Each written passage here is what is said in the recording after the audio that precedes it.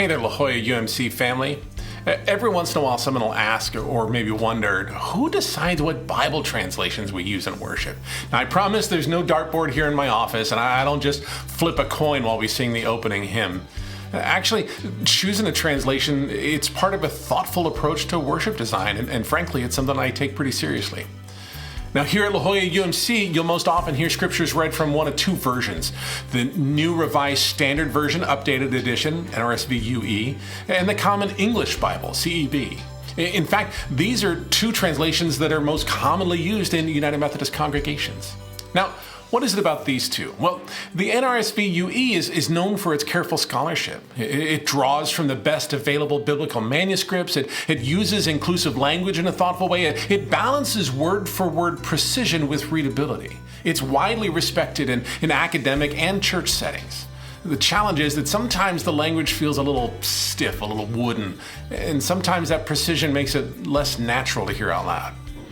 The CEB, on the other hand, was designed for accessibility. It uses clear and modern phrasing so that people who might not be familiar with church language can still follow along, follow what's being read. It's smooth, it's conversational, and that makes it particularly strong in worship. Of course, the trade-off is that it's not always the best for deep academic study, and every now and then it can oversimplify a text.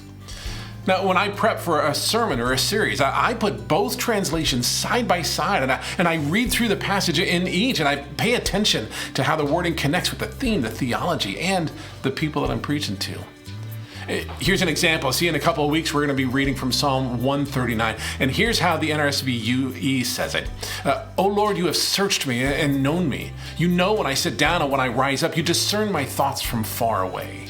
Now check out the CEB. It says, Lord, you have examined me. You know me. You know when I sit down and when I stand up. Even from far away, you comprehend my plans. Now, both of these translations are faithful. One sounds more formal and traditional. The other, it's simpler, more direct. And hearing them together, it shows how a translation can shape the way we encounter a text.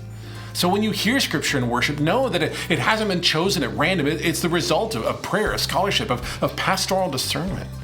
And just like the music, the prayers, the liturgy, the translation is a part of the broader care that goes into designing worship every single week. So no dartboards, no coin flips. It's just thoughtful choices made for the good of our faithful worshiping community. See, because our goal is this, that the Bible we hear together in worship is faithful to its origins and accessible to our lives today. That way, across all ages and backgrounds, we can listen for God's Spirit speaking through these sacred texts. If you'd like to know more or just talk about this, I'd love to have a conversation with you. Grace and peace to you, my friends.